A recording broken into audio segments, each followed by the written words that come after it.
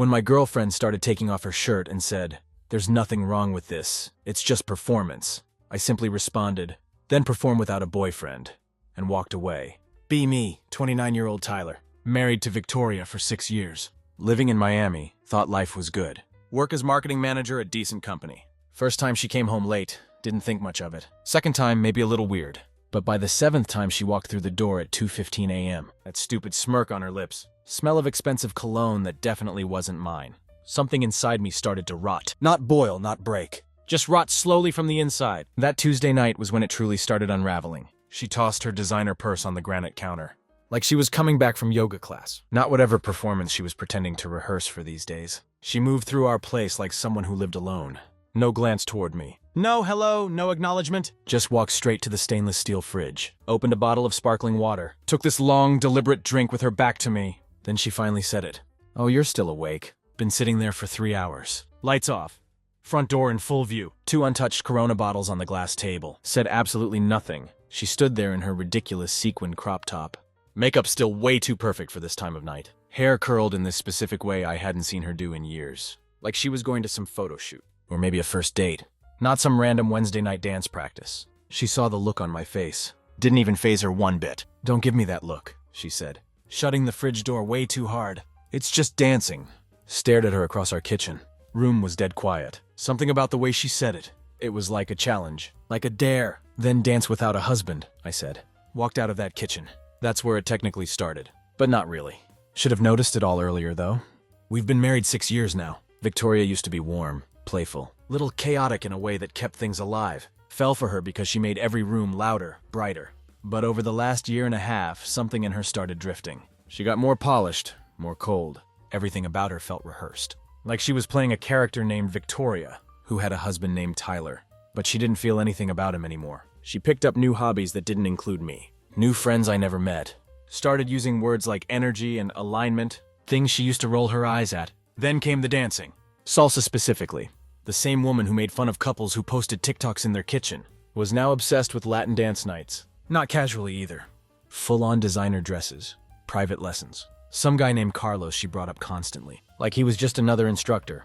No threat, nothing to worry about. Trusted her completely. That's on me. She got more secretive around her iPhone. Started locking her MacBook. Said she was building a new brand. That she needed to protect her business ideas. Believed her like an idiot. Even bought her a new Canon camera for her little home content studio. She kissed me on the cheek and said I was her rock. Yeah, her rock. Heavy and stupid and just sitting there. One Thursday afternoon, I noticed she left her iPad unlocked on the bed. That thing never had a passcode before. She was in the shower. Wasn't even trying to snoop. Just went to pause the music playing from it. But the message banner flashed while my finger was halfway to the screen. "Carlos, you said you'd delete last night's video. I can't stop watching you on top of me." My hand pulled back like the thing was on fire. Didn't even know how to move. Just stood there frozen. My stomach turned to ice. Heard the shower running.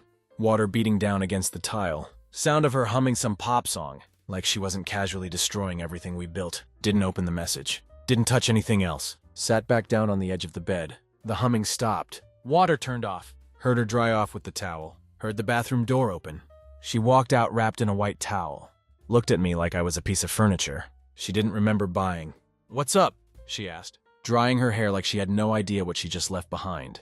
Didn't ask about Carlos. Didn't even mention the message. Just stared at her. She met my eyes and tilted her head. "What?" she asked again. This time with a little smirk. That smirk, the kind people wear when they've already won. Realized then she wasn't hiding anything. Not because she was bad at lying, but because she didn't care if I found out. Not anymore. Didn't sleep that night. Couldn't sleep at all. She curled up next to me like nothing was wrong. Like she hadn't just been messaging a man whose name she barely remembered from class. Her arm draped over me in the dark. Soft and practiced like muscle memory. For the first time in our 6 years together, her touch made my skin crawl. By morning, something in me had shifted. Not like a light switch, more like a slow grinding of gears. Heavy, irreversible. Didn't ask her anything. Didn't confront her, just watched. And she kept going, rehearsing her role perfectly. Morning protein smoothie. Black yoga pants. MacBook open in the sunroom, where she pretended to build her brand. She was texting more now. Always with her head low. Always with that fake grin. She'd set the phone screen to go dark faster. Like I wouldn't notice that tiny flicker of guilt between her fingers. That Saturday she told me she had a dance workshop across town. All-day event. Said she might stay overnight at Kate's. Because they were getting drinks after. Didn't want to worry about driving back. Kate, the magic word. Every lie she told was wrapped in Kate's name. Used to think Kate was just one of those convenient friends all women had, always available to back up the story, but vague enough that you never had to hear too much about her. Now I realized I'd never once seen them together. Ever. Not even once. So I called Kate. She answered groggy. Probably hungover from Friday night. Hey Kate, quick question. Victoria staying with you tonight? A pause. She didn't say anything to me why. Smiled to myself. Not because it felt good, because it confirmed everything I already knew. No reason, I said. Thanks. Didn't text Victoria. Didn't give her the chance to twist it. Instead, I got in my truck, drove across town to the hotel she'd gone to before. The same one with the bar tucked behind those smoked glass windows. Parked 3 spots from the entrance, and waited. My stomach was a knot of steel. Cold, focused, no more guessing. At 8:15 p.m. she pulled in, wearing a white dress I hadn't seen since our anniversary 3 years ago. Hair curled perfectly, red lipstick.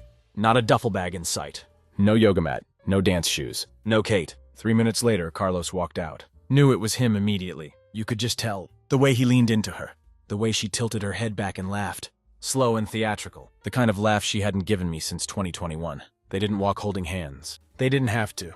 He opened the door. She floated through it, and I sat there watching the last ember of my marriage blink out behind a sliding hotel door. She came home the next day at 11:30 a.m. Hair still curled from the night before. Makeup smudged like it was painted on 22 hours ago. She didn't even pretend to be tired. Walked into the kitchen. Yawned like she was performing in a play. Poured herself coffee like she was recovering from a weekend at the spa. Good night, I asked. She froze for a second. Just a flicker in her shoulder. Yeah, she said, keeping her back to me. Was fun. We didn't end up going to the workshop. Just chilled. Kate made that lentil soup you hate. Leaned on the counter, arms crossed. Yeah, I called Kate. That did it. She turned slowly, mug in hand. Not surprised, just mildly annoyed. Like I'd caught her hiding a shopping bag. Not cheating on me with another man. What are you doing, Tyler? What do you mean? She rolled her eyes. Actually rolled her eyes at me. You're going through some weird phase. First the jealousy, now the stalking. What's next? Checking my underwear when I get home. Did you stay at a hotel with him? She laughed. Loud, theatrical, too sharp. Oh my God, you're actually losing it. Walked away. Not because I was defeated. Because I knew I had her. She wasn't scared, she wasn't sorry. She was exposed and she knew I'd seen everything. And her response was to treat me like I was crazy. That was her move now. Gaslight, dismiss, flip it. She was still trying to win, even though the game was over. And I finally understood. She didn't love me. Not anymore, not even a little. Didn't talk to her for the rest of that Sunday. She noticed, barely, a few passive-aggressive sighs. A slammed cabinet here or there, but no actual effort to reach out, explain, apologize. She just moved through the house like a storm cloud with perfect hair. Like I was the one who had to clear the air. Watched her from across the living room. Legs curled under her on the couch, scrolling her phone like she was browsing the aftermath of someone else's life. Occasionally, she'd smile at the screen. A slow, secret smile. Didn't ask who it was. Already knew. Monday morning, she woke up early. Dressed quicker than usual. Too quick. Tight jeans, black blouse, heels, perfume again. Meeting a supplier, she said. Downtown, probably lunch after. Nodded, chewing toast like it was concrete. She kissed the top of my head. My damn head, and walked out the door like nothing happened. Followed her again. Didn't even feel guilty this time. Needed to see it for myself. Stayed back 5 or 6 cars. Kept it casual. She didn't go downtown. She didn't meet any supplier. She pulled into the same damn hotel as before. This time during daylight. No hiding, no shame. Parked across the street. Sat there with my hands on the wheel. Blood pounding in my ears. Waited 35 minutes. Staring at the sliding doors. Waiting to see if she'd come out again. She didn't. She was upstairs with him again. It wasn't just the cheating anymore. It was the certainty of it. The repetition, the comfort. She wasn't slipping up.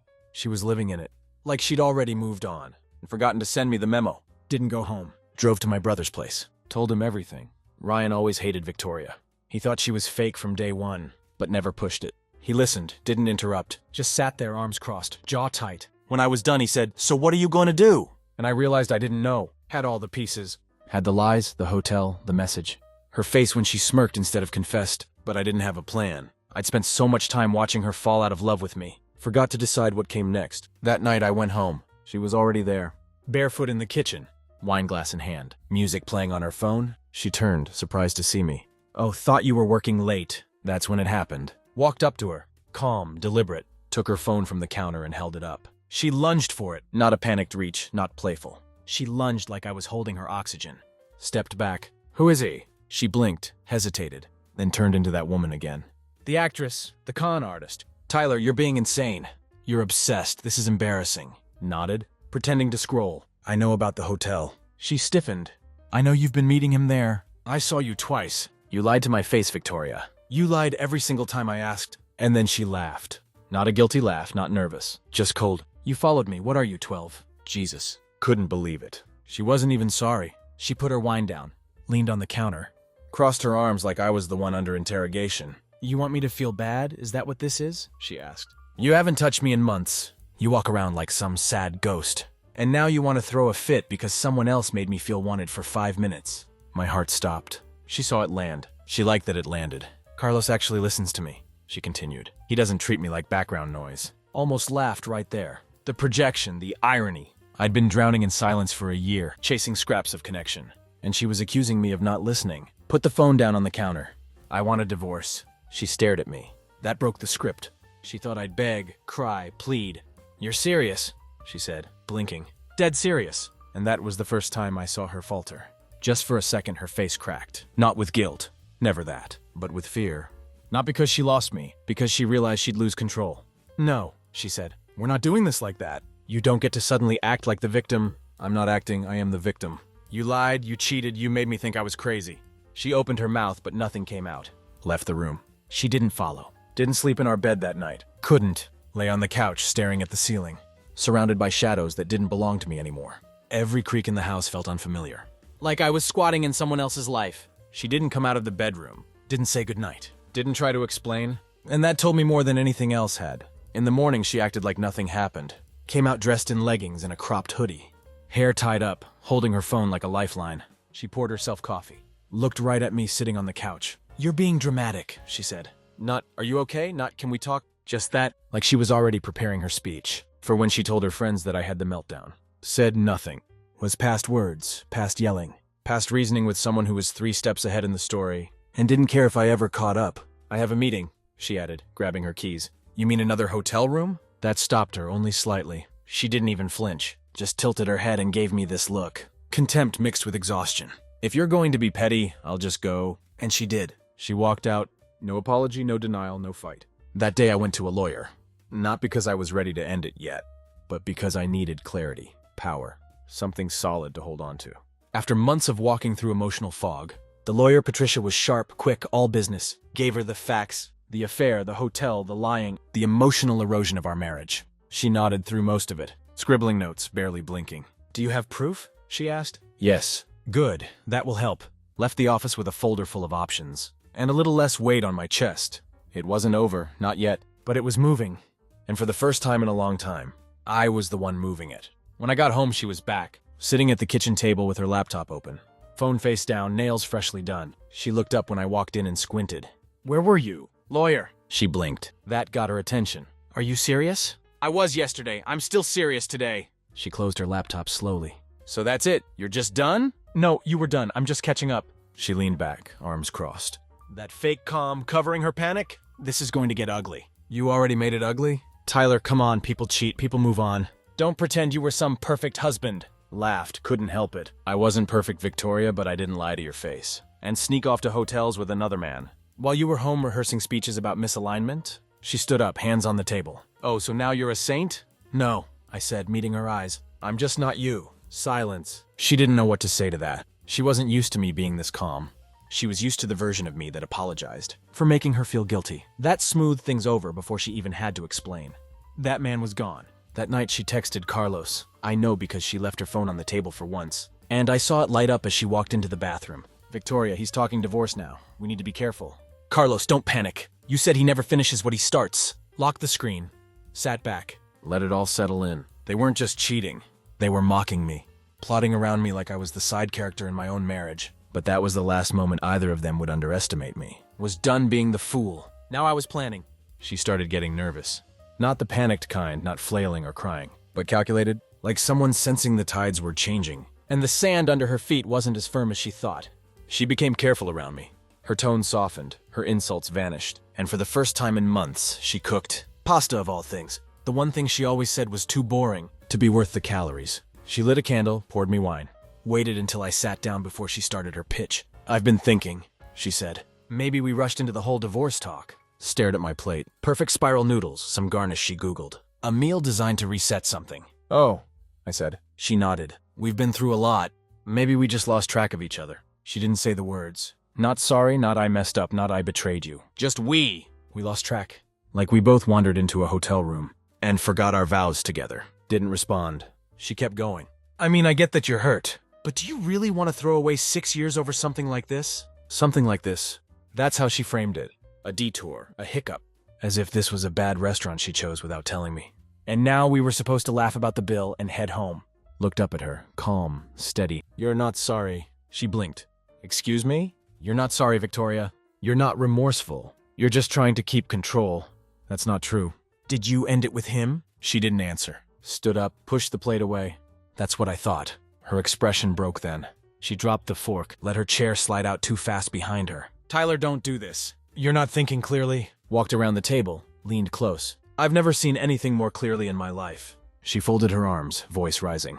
So you want to throw everything away over one mistake? One mistake? Laughed. Was it just once or the first time I caught you? Silence. Then very quietly. You were boring, Tyler. You stopped being interesting. I needed something. It didn't hurt, not because it wasn't cruel, but because it was the first true thing she'd said in months. She needed something, and she decided to fill that need by lying, sneaking, and humiliating the man who paid for her dreams and caught her when she fell. Let the moment hang. Let her hear the echo of her own words. Then I walked upstairs, pulled my suitcase from the closet, started packing. She followed me, frantic now. Wait, what are you doing? I'm moving out. She laughed. Actually laughed. You think I'm going to stay here and let you run off with the sympathy card? This is my house too. Yeah, I said, folding clothes. And the mortgage is in my name. She shut up then, watched me pack. 25 minutes later, I zipped the bag, grabbed my keys and turned to her. This didn't happen to us, Victoria. You did this, and you don't even regret it. You just regret getting caught. Walked down the stairs. She didn't follow. And as I stepped out the door, suitcase in hand, into the cold night air, I realized something I hadn't let myself feel in weeks. Freedom. Stayed at Ryan's. He gave me a spare room without questions. Just tossed me a set of clean sheets. Left a beer on the nightstand, like some quiet gesture of brotherhood that didn't need words. That night I lay on a mattress that wasn't mine, under a ceiling that didn't hold years of memories, and for the first time in a long time, I didn't feel surrounded by lies. Victoria didn't call, didn't text. She knew I was gone and she didn't chase. That silence spoke louder than any apology ever could. But Carlos, he didn't stay quiet. 3 days after I left, I got a message. Unknown number. Man to man, this doesn't have to get messy. You guys can work this out. She still cares about you. Stared at the screen. At first I thought it was a prank, but then another message came. Unknown number. I didn't know you were still together. She told me it was over. I didn't mean to blow up your life. Richard's face went. The first crack in the mirror. He wasn't gloating. He was nervous. Didn't respond. Wasn't going to play chess with a man who brought wine and cologne to my marriage bed. And then showed up, asked, if you walk away now. She replied 2 minutes later. Patricia, perfect, thanks, that helps. Started building everything. Bank records, photos of the hotel. Fake tears. Our joint account had unexplained charges. How can you say that? Meals. Ride shares. 1 receipt for champagne and room service. The case was shaping up, and the more I looked at it, the less it felt like a heartbreak. More silence. She hadn't just cheated on me. Richard's face went from red to purple. And now she was about to lose the upper hand. Don't ever call us again. No emotion, just a bullet point list of terms. I replied and hung up as they were mid-sentence. To purple. I have legal counsel. I suggest you get yours. My phone and Kate this time. Then Richard. Then Diana again. I turned it off. I didn't expect you to fall apart like this. Doing every single ride she wanted. Didn't respond. She wasn't angry because I left. She was angry because I left clean, without the mess she was hoping for. She wanted me shattered, yelling, begging. That would have made her feel justified. Check my phone. The next day I got a call from a mutual friend. It wasn't an... She worked with Victoria at one point. Stayed neutral even after things got weird. But now she sounded uneasy. Hey Tyler, I thought you should know. Victoria's been saying some stuff. While scrolling through what... That you were emotionally abusive. That you had anger problems. That she was scared of you. Hello, is this some guy with this super form? I don't believe it, but others might. Regarding some involving your... I almost laughed. Almost? Painting herself as the victim. He goes on about how... That she was scared of you. The scorned wife. The brave survivor of a man who left suddenly and couldn't handle her ambition. and how they're hoping to. Every time I paid for her failed business ideas. Every dance lesson I encouraged her to take. Let me get this straight, I said. And every time she made me feel like I wasn't enough. Wasn't building a story to destroy her. Was building the one that actually happened. Because truth doesn't need a spotlight. It just needs someone to stop being afraid of the dark. And said something about, there wasn't anything to say. That wouldn't make me feel like I was defending myself. In a trial I didn't sign up for. That was Victoria's game now. silence. Afraid of the dark. That nobody could tell who bled first. Good luck with that, I said, and The next morning, Patricia called. while Lily and I were living our best Disney, the messages just kept getting crazier. Wants spousal support. Claims she gave up her career to support yours. Laughed loud and bitter. Her career was a candle business. I built her website for her. Tommy keeps asking why he can't go to daycare, I know, Patricia replied calmly. We've got receipts. about how I was tearing the family apart. She wanted to be paid to walk out clean. It wasn't grief she was dealing with. That really took the cake. She was trying to cash out on betrayal. After her divorce, the one where I paid for, Not to her, not to the lawyer. she was trying to claim, said she had put in the, Dates, events, quotes, screenshots. Wrote the night I found the earrings. The way she smirked when I said divorce. he wrote back in, The exact moment she leaned against the kitchen counter. And told me I wasn't interesting anymore. And the more I wrote, the clearer the picture became. She wasn't confused. She wasn't lost. She was deliberate, calculated, cruel, in a quiet, polished way that didn't leave bruises. Just permanent damage. That week she showed up at Ryan's. No call, no warning. Just pulled into the driveway in her white SUV. Walked right up to the door like nothing had changed. Ryan wasn't home, just me. Opened the door, stood in the frame. She smiled. by day 5, Crossed my arms. You've got 5 minutes. when children abandon their Her face twitched barely, but I caught it. but okay. Like she was trying to stay small. I didn't think it would get this far. I didn't mean to hurt you. Kate tried to, She looked at the ground, then back at me. I made mistakes, I know that. But do we really want to be enemies? Tilted my head. You told people I was emotionally abusive. Diana called her trying to, What? No, that's not... You said you were scared of me. I'm sure you are, Then she stopped, took a breath, reset. I didn't mean it that way. but the guilt trips were still coming strong.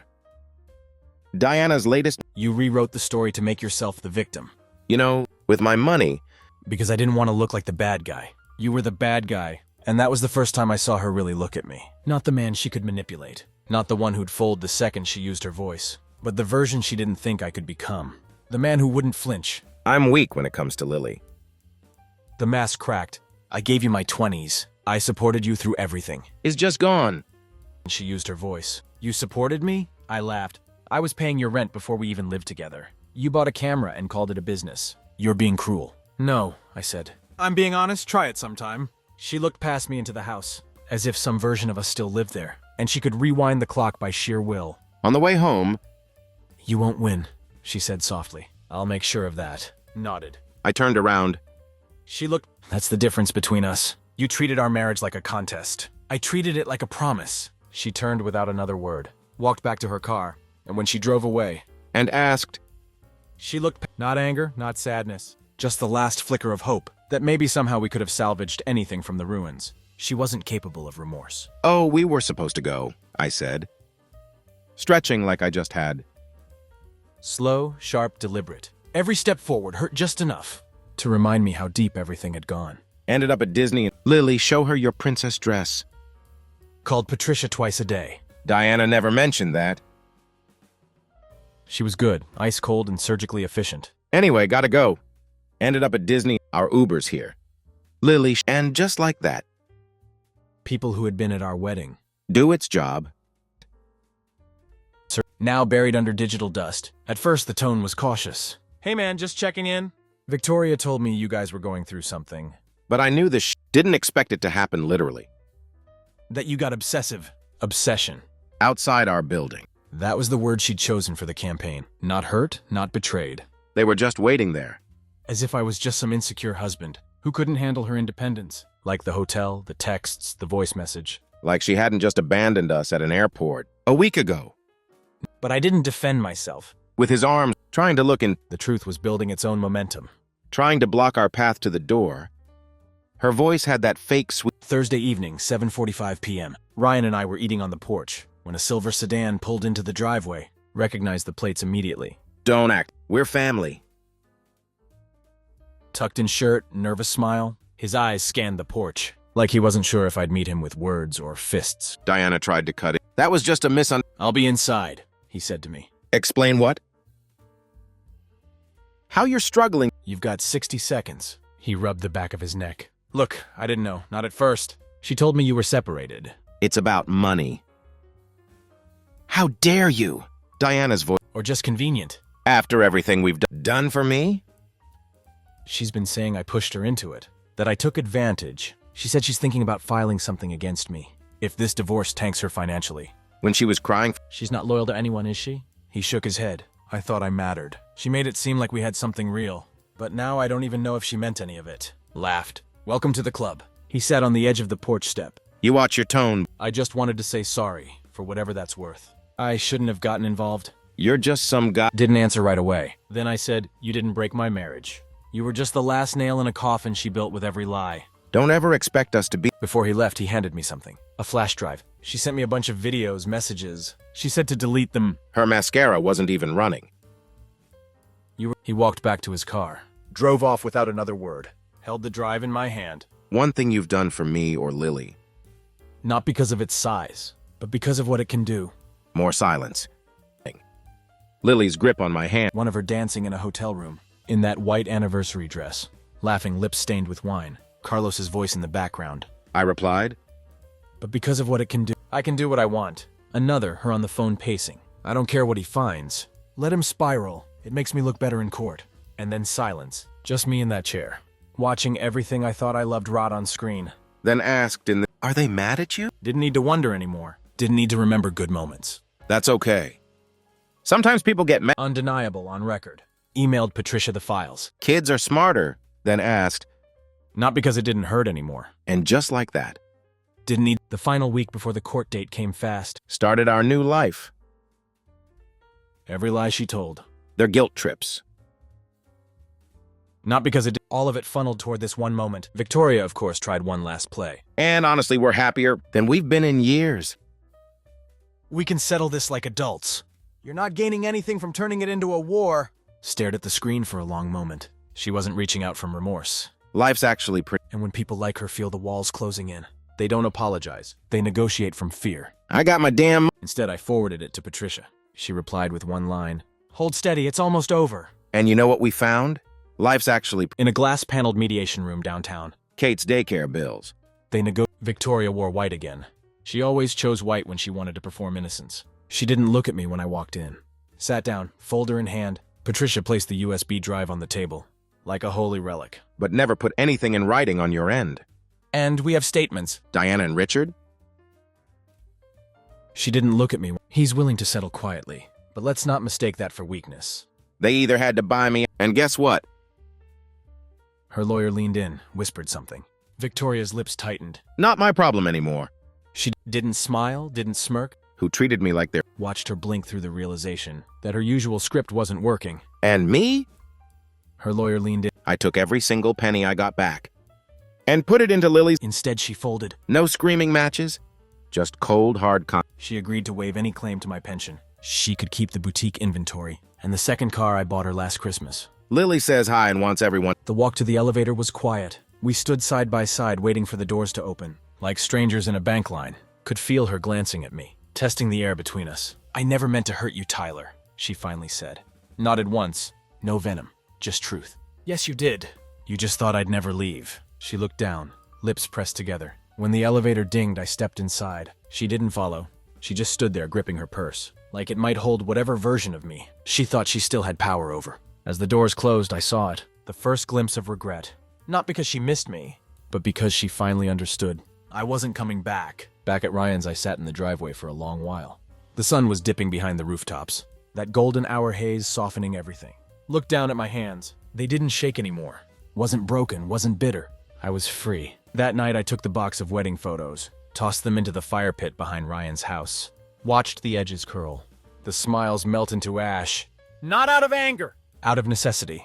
Some stories need to burn before you can breathe again. And for the first time in years, a month passed. No texts, no calls, no late-night dramatics from Victoria. Just a silence that felt less like absence, and more like air clearing after a long, brutal storm. Moved back into the house. My house. Had it scrubbed top to bottom. New sheets, new locks, a new couch. Kept some of the furniture, but only what didn't hold a pulse of memory. The rest went to the curb or the donation center. Starting over didn't mean erasing the past. It meant refusing to live in its shadow. Repainted the bedroom walls, not because I needed the color change, because I needed to own the space again. Sometimes I'd catch myself walking down the hallway and bracing for something. An argument, a comment, the cold silence that used to greet me at the door. Then I'd remember she's not here, and the quiet stopped feeling heavy. It started feeling peaceful. Word got around. A few of our mutuals reached out. Some apologized, others didn't. The ones who stayed neutral, I let them go. Neutrality, I learned, is just passive loyalty to the louder side. And Victoria was loud, she always had been. But now, without the spotlight of my attention, her voice didn't carry like it used to. Heard through Jessica that Carlos left the state. Said something about starting over. He probably thought a fresh zip code would rinse off the guilt. Don't wish him well. Don't wish him harm. Just don't wish him anything. That's the difference between moving on and moving through. One tries to erase, the other accepts and climbs out of the wreckage. Bleeding maybe, but alive. One night about 7 weeks after the court signed the final papers. Found the old photo strip from our second anniversary. It was tucked behind a book in my office. 4 little frames of 2 people who looked happy. Stared at it for a long time. Then I folded it in half and put it in a drawer. Not to save it, but to let it stay dead. Victoria texted me once more. 4 months to the day since I left. Victoria, just wanted you to know I've been thinking a lot. Hope you're okay. Stared at the message, read it twice. Then I deleted it. No reply. Not because I wanted to be cruel, but because I was finally done writing chapters. She'd already set on fire. Sat outside that evening, a glass of bourbon in hand. The dog at my feet. The sky above me wasn't offering answers. Just space. And for the first time since the unraveling began, I wasn't searching for meaning in what she did. I was finding peace in what I chose. She said it was just dancing. I said, then dance without a husband. She did, and I walked away.